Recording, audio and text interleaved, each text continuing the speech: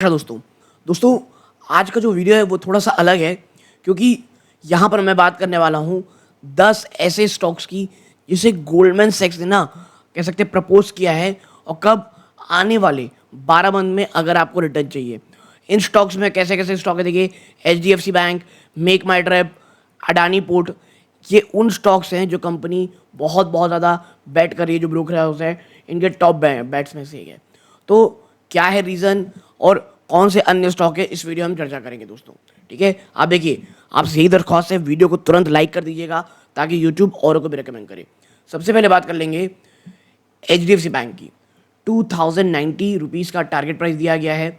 बात कहा जा रहा है कि ये बेस्ट प्लेस दोस्तों कि जो लिक्विडिटी मेजर लिए जा रहे हैं RBI की द्वारा, आपको पता है कुछ लिक्विडिटी नॉर्म्स की ईज की जा रही है और ये ट्रांसलेट होंगे डिपॉजिट ग्रोथ में दोस्तों। और बैंक डेमोन्स्ट्रेट करेगा, आपके सके bank given it's demonstrated history of gaining deposit market share. ठीक है, इसके साथ साथ कंपनी कह रही है हेल्दी अर्निंग ग्रोथ भी देखने को मिलेगी, लगभग 15% के कैगर की फाइनेंशियल 25 से 27 तक। ठीक है, इसके साथ साथ AU स्मॉल फाइनेंस बैंक भी है जिसको टारगेट 796 रुपीज़ का दिया जा रहा है। ठीक है, जो GARP growth at reasonable price play, ये बहुत ही स्ट्रॉन्ग अर्निंग आउटलुक होगा। 31% के कैगर से ये बढ़ेगी लगभग 25-27 तक। जो क्रेडिट कॉस्ट है वो पीक होता हुआ दिखाई दे रहा है। क्यों? क्योंकि जो कोर पोर्टफोलियो है वो अभी भी काफ़ी हद तक मजबूत है, जबकि जो MFI सेक्टर है यानी माइक्रो फाइनेंस इंस्टीट्यूट सेक्टर है और क्रेडिट कार्ड स्टेबलाइज हो जाएगा सेकेंड हाफ में। ठीक है, आप कह सकते हैं कॉस्ट ऑफ फंड में आपको इंप्रूवमेंट भी देखने को मिल रही है। तो यहाँ पर दो स्टॉक हो गए, पहला HDFC और दूसरा है AU स्मॉल फाइनेंस बैंक। कहाँ से? आप कह सकते हैं फाइनेंशियल सेक्टर से। नाउ नेक्स्ट क्या है? टाइटन में कहा जा रहा है लगभग 1300 का टारगेट है। सेक्टर ये कंज्यूमर सेक्टर से आता है। कहा जा रहा है कि जो टाइटन का stand alone jewellery EBITDA growth है वो आप कह सकते हैं बढ़ता दिखाई देगा 20% में फाइनेंशियल 26 के अंत तक, जो अभी कह सकते हैं 6.2% में है 23 से 25 तक, यानी ट्रमेंडस ग्रोथ की बात कही जा रही है। और this will be driven by sustain jewellery revenue growth of over 15% और मॉडेस्ट इंप्रूवमेंट स्टैंड ज्वेलरी बेटा में लगभग मार्जिन में लगभग 11 से 11.5%। फिर यहाँ बात करा जा रहा है आपके गोदरेज कंज्यूमर प्रोडक्ट लिमिटेड की, जहाँ पे टारगेट दिया जा रहा है 1370 का। ठीक है, जो होम इंसेक्टिसाइड है दोस्तों उस पर कुछ टर्न अराउंड इंप्रूवमेंट की आप कह सकते बात कही जा रही है, जो अभी न्यू प्रपोज फॉर्मूला इन्होंने लेकर के आया है। एक हाई ग्रोथ अभी मजबूत देख रहे हैं, चाहे एयर केयर हो या फैब्रिक केयर हो। ठीक है, नेक्स्ट है दोस्तों अडानी, आप कह सकते हैं पोर्ट और स्पेशल इकोनॉमिक जोन, 1400 का टारगेट है। कहा यह जा रहा है कि पोर्ट वॉल्यूम में आपको एक ज़बरदस्त जंप देखने को मिलेगा 26 से 27 तक। क्यों? क्योंकि विजिगम और गोपालपुर और तंजानिया का जो आप कह सकते हैं पोर्ट है उसमें कुछ बढ़ोतरी की जा रही है और पोर्ट एट कोलंबो की भी कमिश्निंग होगी और ये चीज़ इसको ना डबल डिजिट वॉल्यूम ग्रोथ में आपको लेते हुए दिखाई देगा। और फाइनेंशियल 26 की जो ग्रोथ आउटलुक है वो जो पिछला साल गया है ना उससे काफ़ी बेहतर कहा जा रहा है और प्लस वैल्यूएशन वो बहुत बहुत ज़्यादा कहा जा रहा है कि भैया रीजनेबल है। नाउ नेक्स्ट यहाँ पे क्या है? तो नेक्स्ट है भाई साहब इंडिगो। ये आप कह सकते हैं टारगेट प्राइस है 5050 का। इंडिगो का जो मार्केट शेयर है वो बढ़ रहा है और काफ़ी हद तक सस्टेनेबल है। क्यों? क्योंकि लगातार एक हेल्दी न्यू प्लेन डिलीवरीज भी इनको मिलती हुई दिखाई दे रही है। इंडस्ट्री अब कंसोलिडेट होती दिखाई दे रही है दो बड़े प्लेयर पे, और इंडिगो की जो कॉस्ट लीडरशिप है ये आने वाले समय में से इसकी प्रॉफिटेबिलिटी को सिर्फ और सिर्फ बढ़ाती दिखाई देंगे। इंटरनेशनल बिजनेस अभी बहुत ही ज़्यादा एक बड़ा रनवे है ग्रोथ का उसके लिए। ठीक है, तो डोमेस्टिकली इंडिगो काफ़ी मजबूत हो चुकी है बट इंटरनेशनल बिजनेस में भी बहुत बहुत ज़्यादा ग्रोथ होने बाकी है। नाउ मेक माई ट्रिप, ये $124 की यहाँ बात कही जा रही है लेकिन ये हमारा तो है नहीं। ठीक है, इसके बाद हम बात करेंगे क्या? महिंद्रा एंड महिंद्रा की।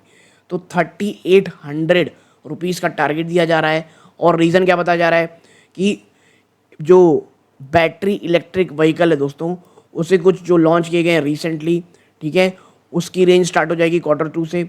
इतना ही नहीं, कुछ एक पोटेंशियल फर्दर पिकअप की बात कही जा रही है फार्म इक्विवेलेंट बिजनेस में दोस्तों। ठीक है, जो मोमेंटम Q2 में प्रकट दिखाई देगा क्योंकि मॉनसून पिछले में काफ़ी अच्छी आई थी।